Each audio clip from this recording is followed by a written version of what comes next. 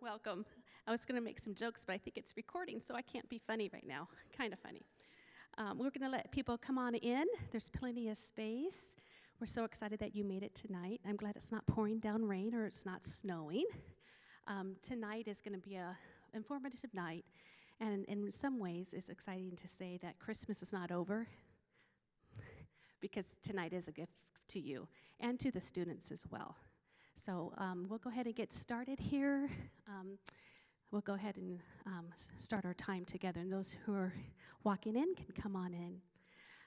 Tools for Success, as you know, many of you, is a series here at Bear Creek, and we are excited to have, I see really familiar faces, but we have some guests from outside our community as well.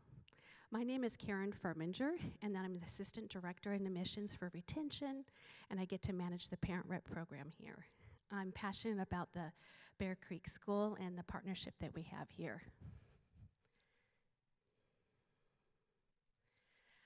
For logistics tonight, I wanted you to know that you will see lots of information on our charts, and you're welcome to take pictures, but as some of you already know, you'll get a recording of the presentation tonight, as well as the PowerPoint.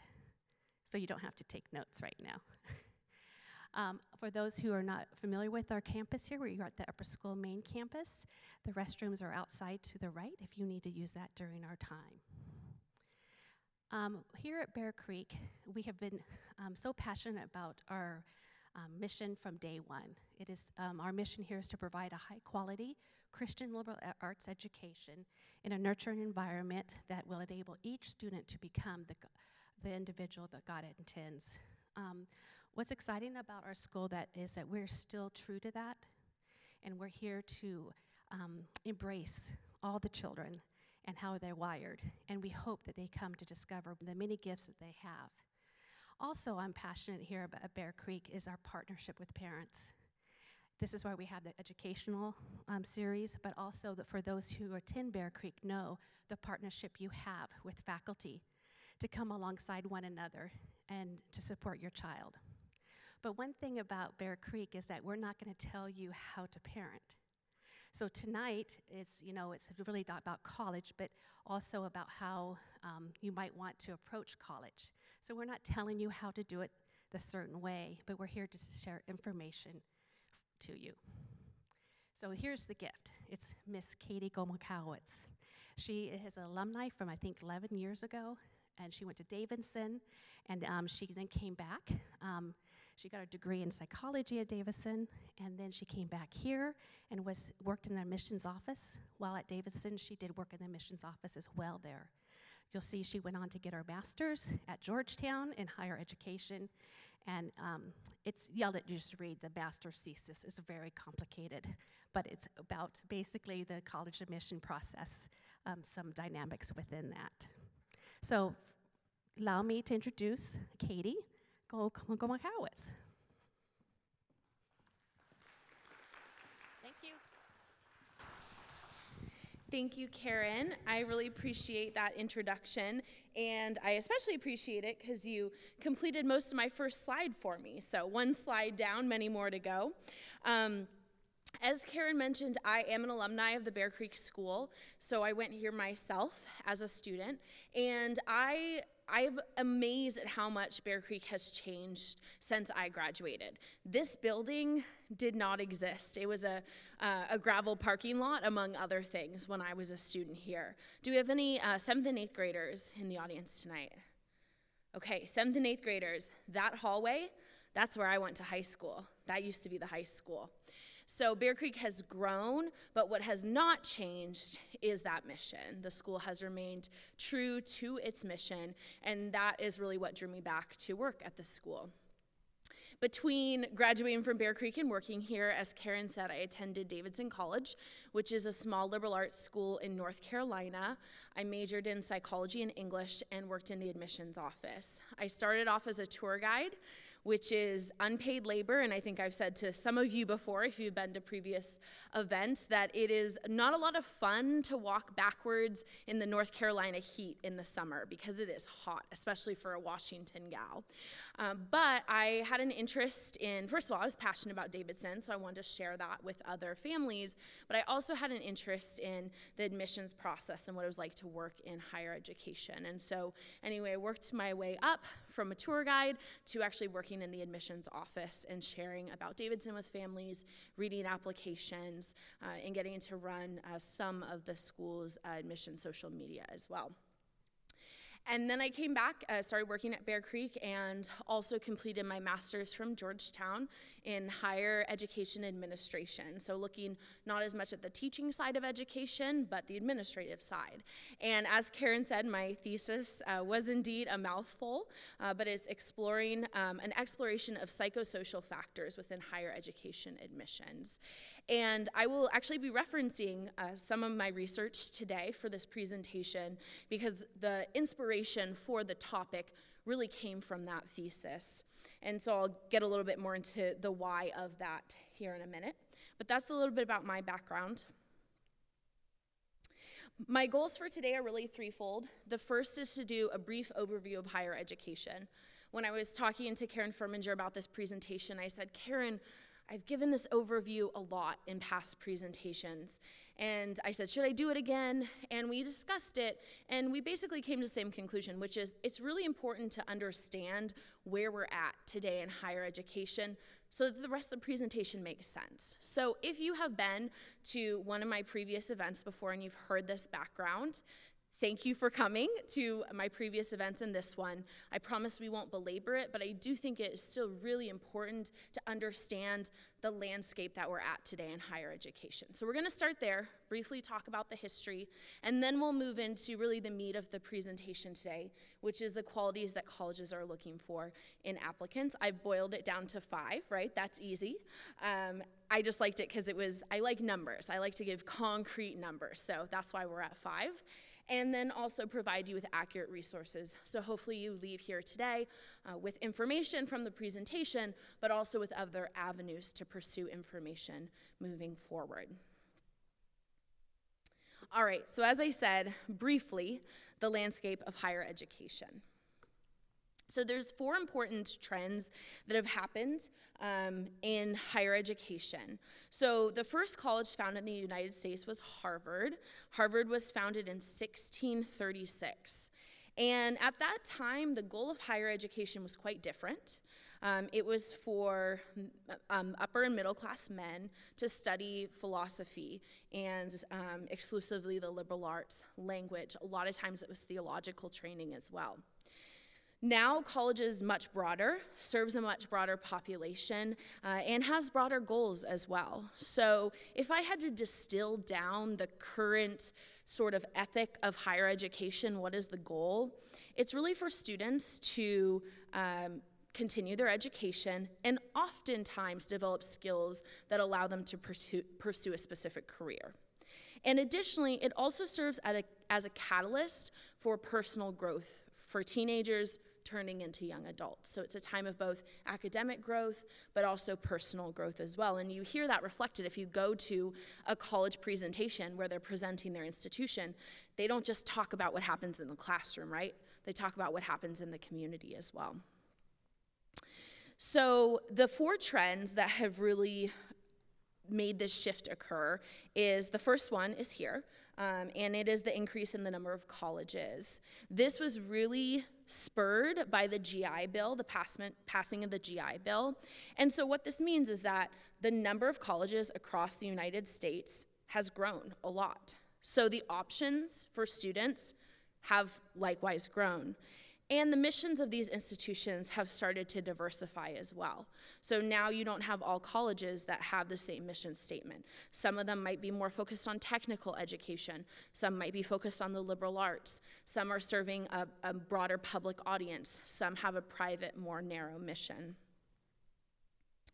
The second trend is that the number of students attending college has increased. So as the number of colleges have increased, with the passing of the GI Bill, so too has the number of students attending gone up. And this is in large part due to the emphasis in the United States on access and inclusion in education. So students, you have more options on where you're attending, but you also have a lot more high school students that are going on to get their bachelor's degree. The third trend, and parents, this is always the one that I'm sure you're well aware of, is the cost of higher education has gone up. I said exponentially, and then someone smarter at math than me was like, no, it's not quite exponential. But since 1980, the cost of tuition has increased over 1,000%. And so that's massive, right? Since 1980. So the cost of tuition has gone up, which means that the idea of attending a college and the costs that might be associated with that is something that is increasingly on the minds of families. What is the value of this education? I hear that phrase a lot. And certainly if you open up most newspapers or websites, you'll see articles on college debt, the value of higher education, et cetera. So this is something that's very much in our conscious as a society right now. So 3 trends up, 1 trend down, and that is that acceptance rates have decreased. So I like this chart because it shows 3 different types of colleges as well, so not just highly selective, and that amongst a range of colleges, consistently acceptance rates have gone down. And so the reason I mention this is that I believe that this is what adds to some of the pressure and anxiety that can crop up around this college process. It feels more competitive. It feels, when you hear acceptance rates like 4%, 1%, 8%, that can feel stressful to students and parents. And it's important to remember that even though acceptance rates have consistently gone down across types of institutions, the vast majority of colleges in the United States still have an acceptance rate that's 50% or higher. So we hear a lot about the ones that have the 1% acceptance rate or the 4%. Those schools are certainly out there, but there's also many, many colleges in the United States that have a 50% or above acceptance rate, and that's the vast majority. And those are really good schools. So acceptance rate does not correlate to quality of education. So what does this all mean? For the purpose of the presentation today, I think it's important to remember that as college access has become greater, colleges redefined their admissions criteria.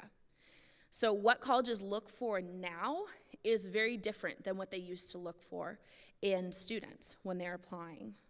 And there's 2 sort of main categories of factors that colleges are looking for in admissions. The first is academic factors.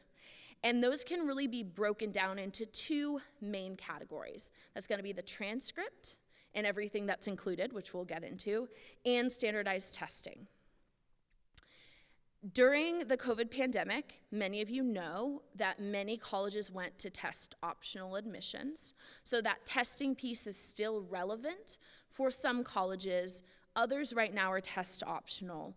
Most colleges, though, have said basically that they'll give it 5 years to see how test optional goes, and then they'll reevaluate their admissions policy. So if you're a junior, you can probably feel pretty confident that when you apply to college, it'll still be mostly test optional schools.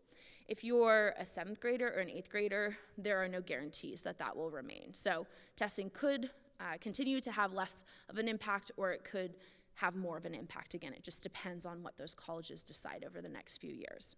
So academic factors, you have the transcript and testing. And then in the 1960s, there started becoming this term in higher education admissions called non-academic factors. And that's a huge umbrella term that means anything that's not academic. So that could mean someone's activities that they do outside of school. That could be their service that they give to the community. It could be their leadership, their character, and it also includes things like self-efficacy, self-reliance, and motivation. So some of those qualities of a person as well. So as colleges have changed what they look for, and it has become more nuanced, it has also become less evident to families, right? It's pretty easy if a college says, this is our average GPA, or easier, and there are still colleges that do this. If you have this GPA, you're getting in, right? Then as a student, you look at your transcript, you go, I've got that GPA, I'm gonna submit an application, but I know I'll get into that school because they're telling me if I have this GPA, I'll be admitted. That's pretty apparent. But with all these additional factors, it has become oftentimes pretty opaque for families and students to understand, what are colleges looking for? What matters to them? What are my chances of getting in? And again, I think this is where a lot of the worry and a lot of the confusion around the college process can come. So my goal for today is to talk about some of the main qualities that colleges do look for, and then also to really hopefully provide you with some information as students on how you can improve your chances of being accepted to these colleges based on these factors. I want to give one caveat to this, which is, as with any presentation, I'm painting in broad brushstrokes because I have to, right? They're accurate brushstrokes, but if you were to come up to me, there are definitely colleges that might not consider all 5 of these factors. There's still colleges, like I said, that it's just one factor, it's just GPA. There's other colleges that prioritize different factors. So please know that there's always more nuance. That's why the heart of our process at Bear Creek is individual advising, because we want to look at the individual schools and get very specific with what they're looking for.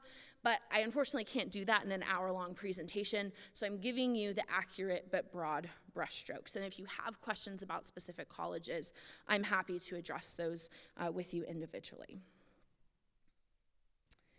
It can really be boiled down to colleges are looking for best fit students. So the first of the 5 qualities that colleges are looking for is commitment to academics. Why? Why are colleges looking for this? Well, according to higher education research, a student's transcript remains the most consistent academic factor in gauging student success in college. So how a student did in high school is the best predictor of how they will do in college. A more recent study showed that report card grades out-predicted testing scores for 4-year graduation outcomes. So again, as colleges are looking at reintroducing or not reintroducing testing, it's clear that the transcript is the stronger predictor. So because of this, colleges really value and spend a lot of time looking at a student's transcript in the admissions process. Transcripts are not, however, judged just on grades. So it's not just the GPA, it's not just the grades that a student got in the class. And in fact, grades are not the most important factor. Why do I say that? Well, an A does not equal an A does not equal an A. What I mean by that is that what an A means and the number of students that get an A varies greatly, high school to high school, across the country. We're not even talking about international schools as well, right? And so just because a student got an A, that could be really, really hard to get, right? Let's say you have 20 students and only 1 gets an A. Another high school, you might have 20 students and 19 of them get an A, right? So colleges understand that different high schools have different basically ways of evaluating and ways of assigning grades. Additionally, an A in a class that might be a more complicated class, something like multivariable calculus, that's a pretty challenging class. I never took multivariable calculus in high school or college. I'm just going to tell you that. And I applaud those of you who have. But that's a pretty challenging class to get an A in, right?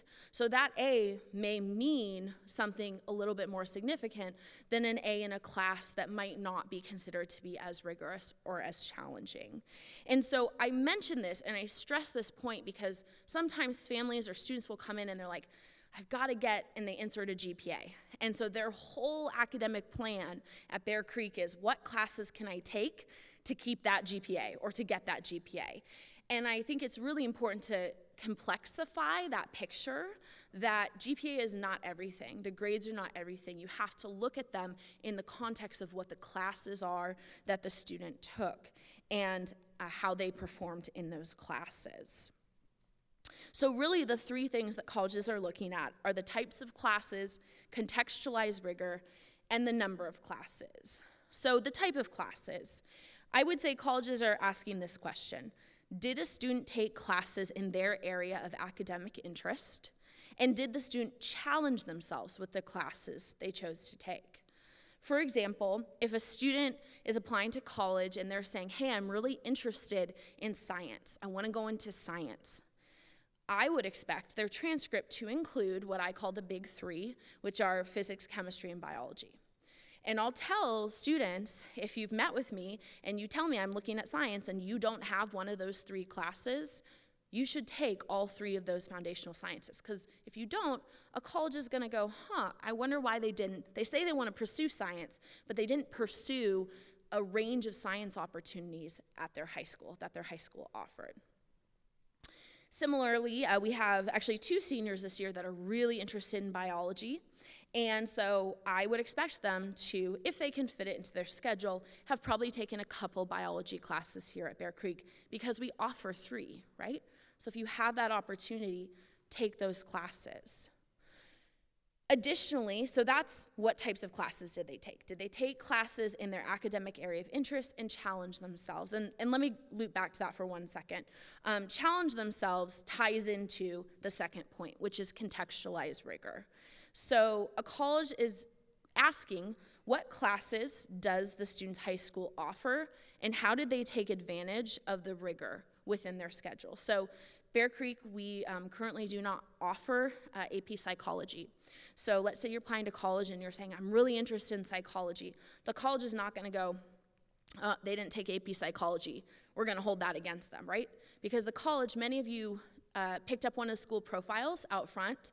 That gets sent to all the colleges that Bear Creek students apply to. I update that every summer and make sure it's all accurate and then send that out in the fall. And that includes, if you look in it, it includes a list of all the courses we offer here at Bear Creek. So colleges understand if we don't offer something, they don't expect a student to have taken that class. Additionally, rigor does not mean I have to take X number of AP classes, insert whatever number you want there. Rigor means that a student has challenged themselves. So it could be AP classes or honors classes, but it could be the total number of classes in a subject area. So sometimes students might take 2 language classes if they're really passionate about language. It could mean that, like I said, they take multiple biology classes over the course of their 4 years here at Bear Creek.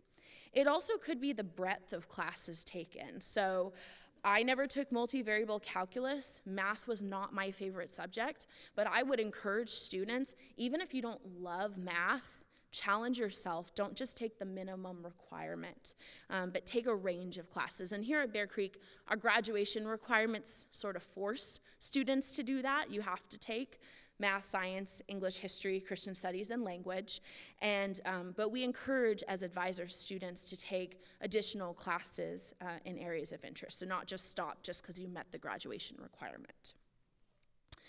There was a rumor going around a couple years ago that you needed 10 AP classes to get into Penn.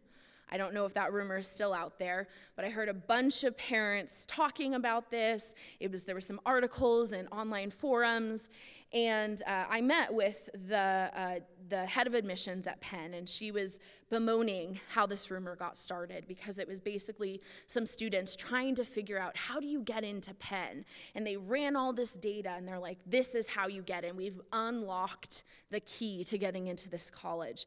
And I can assure you that is not the case. There's no magic number of AP classes or honors classes or classes in general that you need to get into whatever college you want to insert. It is really about contextualized rigor, challenging yourself, that will benefit you in the admissions process. And it's important not just to challenge yourself, but also demonstrate success. So we talked about the student that comes into my office and says, I want to keep this GPA, and if that means I only take 2 classes, I'm being hyperbolic, but if that's all I need to do to keep that GPA, that's what I'll do. On the flip side, sometimes I have students come in that really want to pack their schedule with rigor. And we start talking about, are you going to have time to pursue things outside of your classes? Are you going to have time for good sleep, good mental health, good well-being? Are you going to have time to socialize with your friends and your family?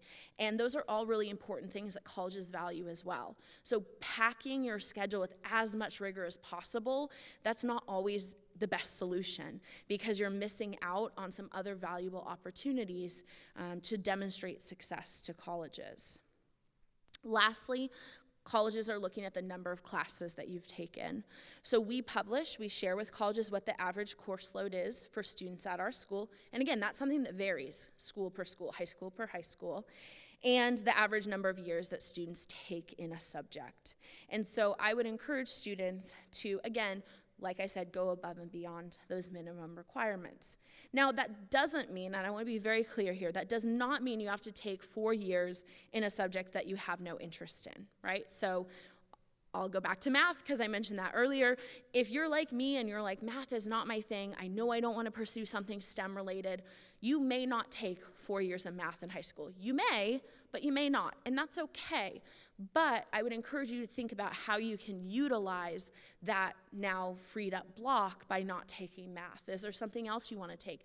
Do you want to try our athletic medicine class? Do you want to sign up for music theory? What is something you can take that interests you?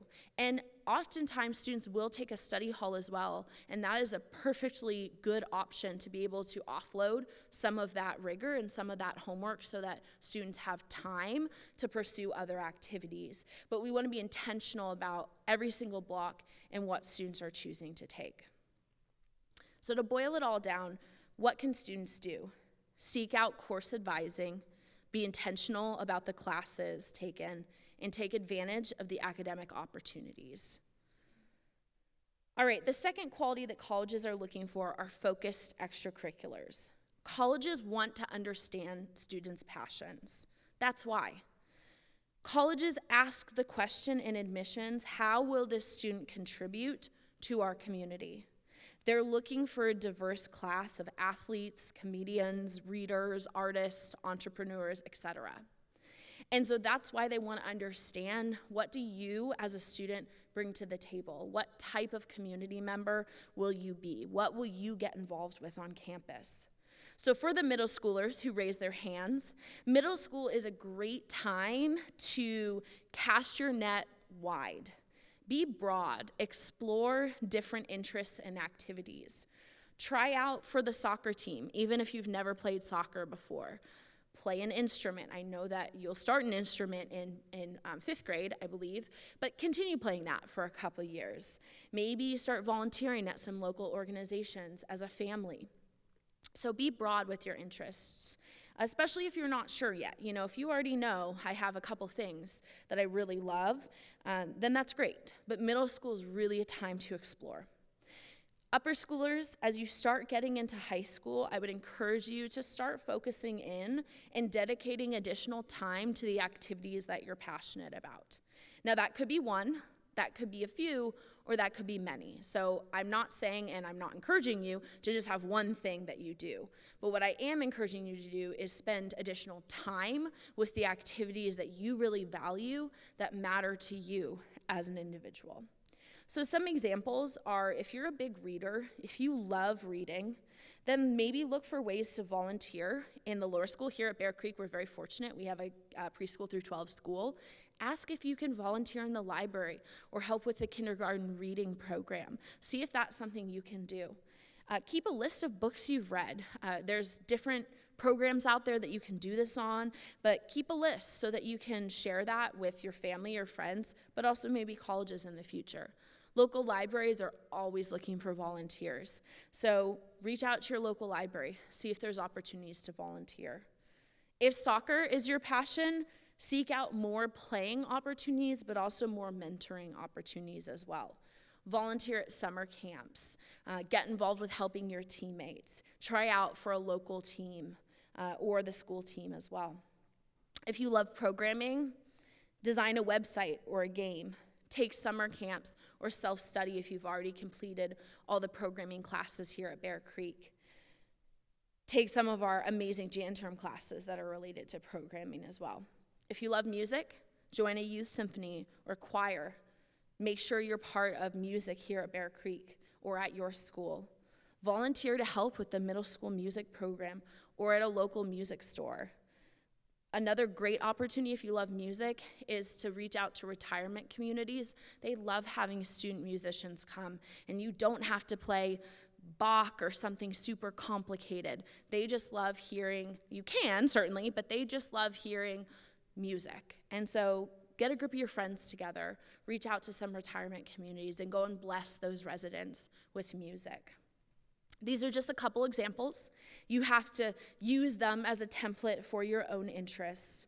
But colleges really want students that don't just have a surface level commitment to activities, but someone who plans to continue pursuing that passion in college. And the way you show that is through that deepened interest and commitment to that activity or to those activities. Again, it doesn't just have to be one. So what can you do? Start exploring lots of different activities, especially if you're in middle school. Get involved. That is probably the single most important piece of advice for this important factor is just get involved. Join a club at Bear Creek. Find a way to get involved in the community. And be intentional about how you spend your time and proactive about how you get involved. Some of these opportunities you're going to have to seek out, and that's okay. Some of them might fall in your lap, and that's great as well. All right, the third quality that college admissions offices are looking for is character. And I call this the good roommate test. So a recent research study published in 2021 looks at basically big 5 personality traits and academic performance and consolidates previous research that had been done on those topics. And this study indicates that the prior research validates that conscientiousness is a predictor of college success. So when you're looking at students' personality and temperament, someone that is conscientious of others tends to be more successful in college. Part of my thesis was interviewing different admissions professionals from colleges all around the country and hearing about their admissions processes, what they value, and getting feedback from them to put into a research paper. And one of those admissions staff that I spoke to put it this way, so this is a quote from my thesis: "Character matters for students. It is important for us to admit students who can appropriately discuss their feelings and emotions. If not, they'll be like an ostrich. We actually refer to those students that way, sticking their heads in the sand." Okay, so colleges are thinking about this as they're reviewing a student's application.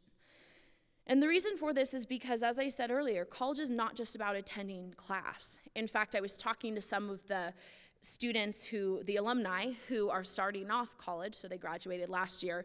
They were back, and I've been chatting with a bunch of them, and one of the things that stuck out to a bunch of them is you don't necessarily spend as much time in class in college. You spend a lot of time reading, a lot of time studying, but there's also a lot of time that you're spending socializing, going to events on campus, getting into the community. And so it's important to colleges, they understand that they're not just building a class of students, they're building a community. And they want students to admit students that are going to be good community members. And in addition to that, they understand that good character is actually often a predictor of success in college. So what can you do? It's important to just keep in your mind that it's valuable to be respectful in the classroom and supportive of your peers. And to be honest, right, we would say this regardless of whether or not college admissions cares about it, but those things do matter, is my point. And I think sometimes that surprises students to find out that they're being evaluated on their character. Character most often comes up in letters of recommendation. So that would be your letters from your teachers, and also the letter that I send. I send a letter for every senior at Bear Creek who's applying to college. I write a personalized letter for them to go out to all their colleges. So that's normally where a college can see a student's character shine through. So students, when you're thinking about who's writing your college recommendation letters, you're stuck with me. Sorry, you don't get choice in that one. But you do get a choice in your teachers, and I will help guide you through that process of who those teachers are and provide you with feedback and input. And yes, your academic performance in that class, yes, your interest in the subject. Those are two of the factors, but another thing to think about is how have I presented myself in this class? How have I contributed? What could the teacher say about who I am as a person, not just who I am as a student? I would also encourage you, if you're not already involved in volunteering in some form or another, that's something that I just think is good to do, to give back to the community. But again, it is also something that colleges value. Okay. The fourth quality is demonstrated interest. So colleges want to understand why a student is interested in their institution and program. So when they're reading an application, and colleges often force this issue by asking questions like, why do you want to come to our college? What is it about your selected major that interests you? And they really take those answers seriously on the application. About 1/4 of colleges have demonstrated interest as an explicit factor in their admissions criteria. What demonstrated interest means is a student's level of engagement with the college. So can a college tell that you have gone to their website, opened their emails? When they come to Bear Creek to visit, have you gone to those visits? When they come to the community, have you gone to those visits? Have you visited campus? Have you reached out to their admissions staff? Have you attended a summer program? There's a million things that could fall under demonstrated interest, but it's how has a student engaged with their program and with their community. So 1/4 of colleges is an explicit criteria. What I mean by that is that they're actually, as they're evaluating an application, they'll go through a lot of the factors we've talked about. They'll talk about character, they'll look at leadership, they'll look at the transcript, they'll look at testing, and then they'll look at demonstrated interest as another one of those factors. And obviously, more demonstrated interest is good. And a recent data released just last year by the National Association of College Admissions Counseling, which is an organization that basically brings together the sandwiches of the college admissions process. So it's college advisors like myself and college admissions professionals, so the ones that are reading the application. So, this group basically brings those two parties, those two groups of people together to build policy, practices, and basically to learn from one another. So this organization released data recently that showed 80% of colleges use demonstrated interest to some extent within their admissions process. So it might not be an explicit factor, but that shows that the vast majority of colleges, it matters to them. And this makes sense, and I tell this to students because colleges increase their rankings by keeping their acceptance rates low and their yield rates high. And yield rates means how many of the students that they offered a spot to actually came, right? So I worked in admissions at Bear Creek, same thing. We have acceptance rates and we have yield rates. So how many students did we offer a spot to versus how many of them actually came to the Bear Creek school? Same thing for colleges. And so one thing that colleges can do that's a good predictor of yield is if a student has engaged with the community before. So if you put yourself in the seat of an admissions officer, they're reading 2 applications. Let's say they're about equal on all the other factors. And one of those students has no profile in their database. That student has never attended an event for the school. They've never opened one of the emails, and students, parents, I'm warning you now, you will get a lot of emails from colleges. That doesn't mean you have to open all of them, but I'm just saying, let's say they're saying in their application it's their top choice college. They've never engaged with the email campaigns. They've never reached out to the admissions office. And then you have the other student who, let's say they came for a campus tour.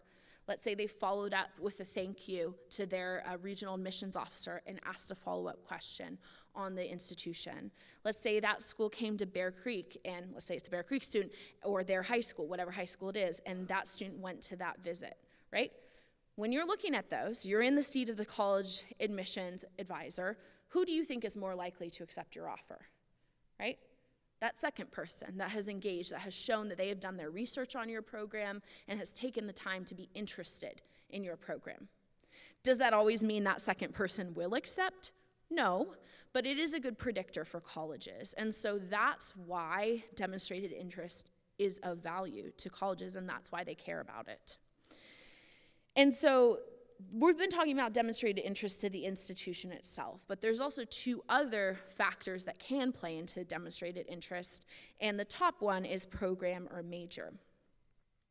So if I have a student come into my office and they say, I want to study computer science, and I look over their application and they haven't taken advantage of any of the opportunities that we have here at Bear Creek, or any of the amazing opportunities we have here being in a very tech-savvy tech hub, right, in Washington, in Redmond, then if I were to put myself in that admissions officer seat, I would go, that's interesting. They're telling me they want to pursue computer science, but they haven't pursued any of the opportunities that they have been offered to pursue computer science in high school, right? Same thing could be true with clubs. So with a program that the school offers. If you say, I would love to join, insert the name of a club, let's say badminton. I'd love to join the badminton club at your school, but they haven't been an active member of that club at Bear Creek. They haven't done anything to engage with the community in that way, then the college is going to go, that's interesting. They haven't taken advantage of those opportunities. And so it's really important as a student to be thoughtful about, if you're interested in a subject area, making sure that you're taking advantage of the opportunities. If you're interested in a program, take advantage of those opportunities. Now, you may be sitting out here right now and you're thinking, I don't know what I want to major in, so how am I supposed to show interest in that major? That is just fine. And colleges expect students to have that. But then I would encourage you to say that on your application. I want to explore different subjects. I want to go to a liberal arts college where I can try out different programs. Or even I want to go into an engineering school that allows me to try out different types of engineering before I have to declare my specific pathway, right? And a transcript for a student like that, I would expect to reflect the fact that they don't have it all figured out. So they've taken classes in different academic areas because they have a broad range of interests. So you don't have to have it all figured out. You don't have to know what you want to major in, but you do want your transcripts to be authentic to what you're sharing in your application about your interests. And then the last category is less important, but it's location. So some colleges do care about your interest in where they are. It's typically the big cities that care, so New York, Boston, Chicago, and also if you end up applying to colleges abroad. Those colleges really want to understand, why do you want to come to our institution? So it's important to articulate on your application, what is it about that city? Have you ever visited that city? Have you researched that city? Do you understand what Chicago in the winter is like? Because it's cold. And so they want to understand what your ties are and what your interest is in the location of their institution. So abroad schools it's valuable for, but also large public colleges you often see this with as well. And that's because part of their mission is often serving the state as a state institution. That's explicitly in the University of Washington mission statement. I think I talked about that at a presentation last year, maybe earlier this fall. So if you look at state colleges, oftentimes they'll actually have explicitly in their mission is to serve the state. And so if their goal is to serve the state, and they're educating you as a student, they want to understand, are you planning on just coming for 4 years and then leaving? Or are you going to potentially stay and invest in the community longer term? Even if you don't plan to stay there long term, they're not going to hold you to that, obviously.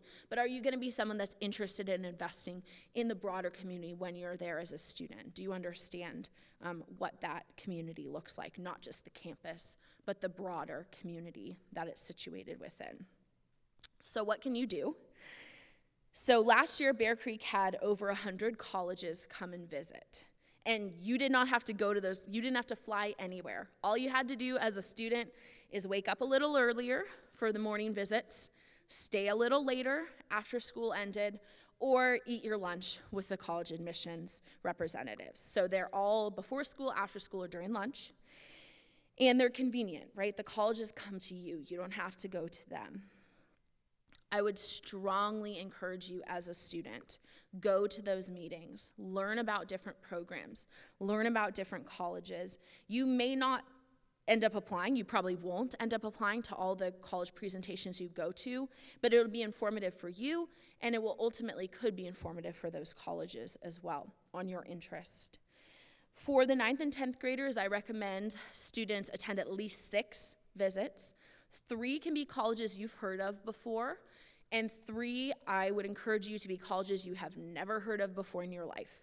Because if you only ever go to the colleges that you're like, yeah, I've heard about that, maybe your parent went there, maybe it's one you've read about, that's great, but you're not learning about new colleges. And so it's really important. Pick some of the ones you've never heard of before and learn about them. And the second thing I would encourage is when you're on family trips, and this is true for middle school and high school students, if you're on a family trip somewhere that has a college campus nearby, stop in for a tour if you can. If you can't fit that into your vacation, then just drive through the campus on the way out of town. Start to get a sense of what those communities are like. And lastly, be thoughtful about the classes you take like we talked about, so that you can share about that on your application. The 5th quality is alignment with institutional goals and mission. Now, some of these things are in your control as an applicant, and some of them are out of your control. So I want to break those down for you. Things that are in your control is, does the school's mission and values resonate with me as an applicant? So what is the feel of the community and the student body? Colleges, college campuses, and college communities have very different feels. They are not all the same. Some campuses are artsy, some are outdoorsy, some are social justice minded, some are academically intense. There's a million different descriptors that you could insert there. And I want to be clear that these are not homogenous communities, right? Not all students are alike on those campuses. So it's important to understand that. But it is true that colleges tend to have a certain culture and community. And so it's valuable to understand that and see if that resonates with you as a student. So to give you some examples, University of Chicago, their unofficial school motto is "Where fun goes to die." UChicago is known as being very academically intense. Students there are incredibly intense. They're focused on their classes, and that is their primary focus in being there. Okay? For some students, that sounds like a lot of fun. For other students, they want a more balanced college experience. UChicago may or may not be a good fit. Haverford is a very social justice-minded campus. Everything done, they come from the Quaker tradition. Everything is done by consensus. And when I visited Haverford, when I was applying to colleges, I was like, no thank you. That sounds exhausting to me to have to talk through every decision. But students that go to Haverford, they love that philosophy. They buy into the importance of everyone having an equal voice. So if that resonates with you, look at Haverford. Kenyon is a great college that has an amazing, in particular, writing program. So if you're artsy, if you like writing, creative writing in particular, you might want to look at Kenyon. There's also a lot of colleges that are outdoorsy. CU Boulder, a lot of the Colorado schools are very outdoorsy. CU Boulder recently ranked in the top 5 for students that like hiking and mountain biking. Those are things I do not like. I would probably not be a good applicant for CU Boulder. But we have students at Bear Creek that are applying there this year because of those things, because they're outdoorsy kids. They love getting out, enjoying nature. And so they want a school that gives them the opportunities and where they'll find peers that also want to go rock climbing or mountain biking on the weekend or during the week. So these are things that are in your control that you can learn about colleges. The second is, do I like the programs being offered? Will they help me achieve my goals? So I mentioned marine biology earlier. So for our 2 seniors that are looking at marine biology intensely, their list is really focused around what schools have the best access to marine campuses. So where they actually get to go and work with the marine life, not just study it in the classroom. And that's actually a pretty niche set of schools, right? So those students, part of their research process has been working with me to discover, okay, what are the colleges that have the best resources for the niche major that they want to go into. So there's a lot of things that are in your control about fit and alignment with institutional goals and mission. But there are some things that are outside of your control.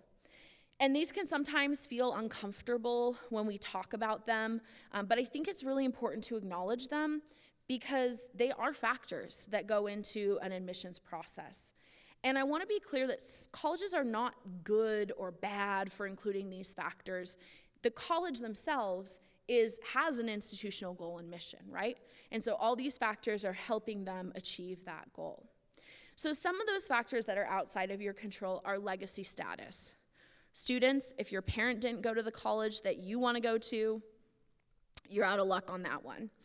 Geographic location, right? So you grew up in Washington if you're a student right now, or at least you go to school in Washington right now. Maybe you grew up somewhere else. If you graduate from Bear Creek, you're going to be a Washington student applying. Some colleges prefer students and prioritize students that are from their state or from their region. So some of the schools in the South are like that. So if you're not from the South, and I talked to one of our seniors about that this year, I said, you got to make a compelling argument for why you want to go to this tiny school in a tiny state that they're not sure you've ever visited, right? So geographic location, faith identity. So if you're applying to Christian schools, many of them factor in your faith into the admissions process. First-generation college student, a lot of colleges will look at that if a student is a first-generation college student or not. And then particular gifts and skills. So some colleges, many colleges recruit athletes and other areas, but athletes is the big one. And so if you happen to be an incredibly gifted athlete that's being recruited, that's awesome. If you're not, that's okay, but that's not going to be a factor that plays into your process. And it may or may not. I mean, it's in your control in the sense of you're doing the sport, but it's out of your control that the college may be recruiting for that particular sport. Ultimately, colleges want to bring in a vibrant class of students to enrich their community. So in the admissions process in college, it's not just looking at each individual application. They are shaping a whole class of students. And it's really important to remember that. So it's not just each individual application. Yes, a student needs to get in on their own merits, but it also is about what they're looking for in a class. So what can you do? Be intentional about seeking out best fit colleges where you feel alignment with your goals and who you are as a student and as a person. The college will resonate with that as well. And ones that truly align with who you are and your goals for the future. That best fit is going to resonate across the admissions process. So what now? Hopefully I've given you a lot of things that you can do, but I want to talk about a couple more specifics as we wrap up. The first is I really want to reiterate that you are not defined by your college choice.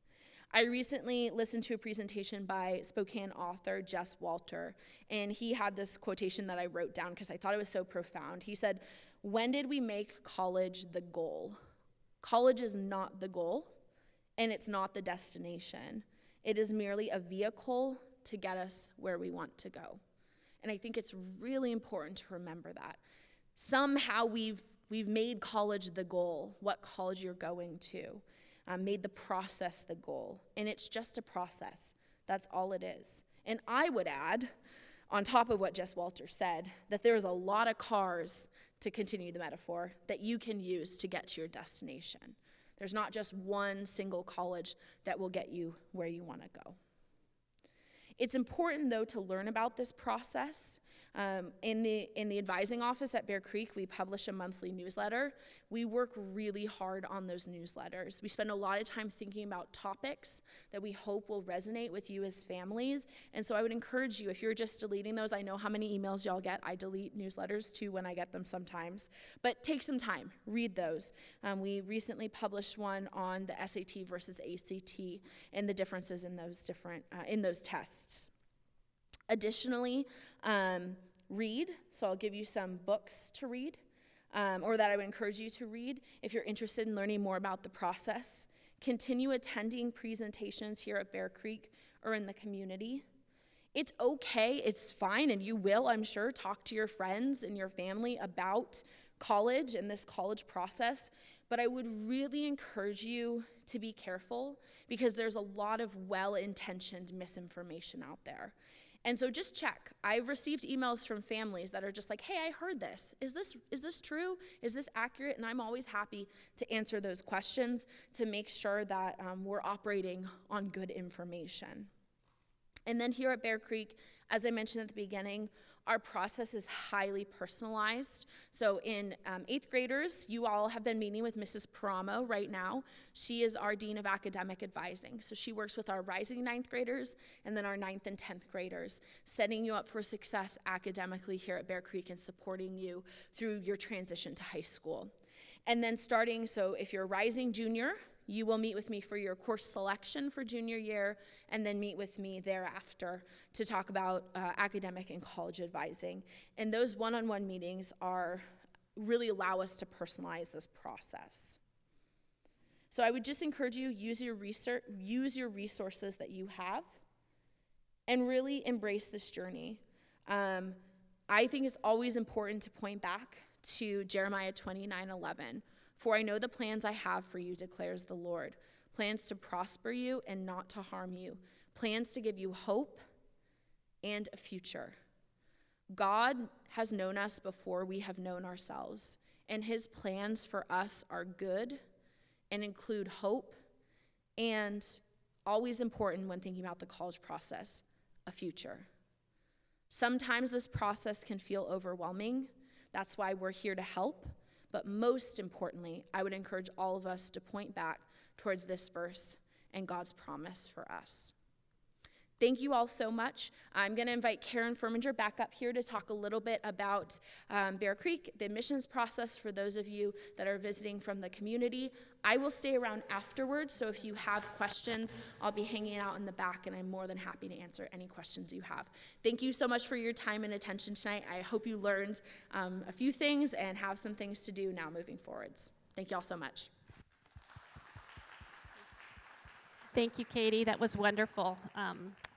There's a lot of information for you, and I hope today was a gift for you and to take it all in. And middle schoolers, you know, it's just being true to yourself, right? Get involved in some of those clubs. I see that you're doing that.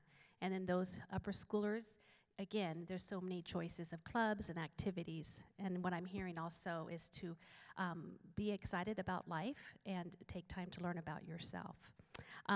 So a couple things, and then I'll let you go. I'd like to also end our time in prayer. Tools for Success seminar series, you all know about it because you're here, right? And you will, as a reminder, receive the recording tonight and for tonight's presentation tomorrow, as well as the PowerPoint. The next one coming up is going to be an amazing one. It's around Valentine's. We have our wonderful kindergarten teacher, Dr. Grattan, is going to be sharing.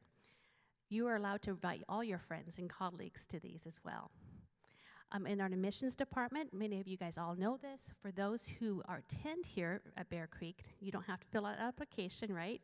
January 19th, just be looking for that in your mailbox for re-enrollment and get that in. And for those, the deadline is January 22nd for those who are exploring Bear Creek.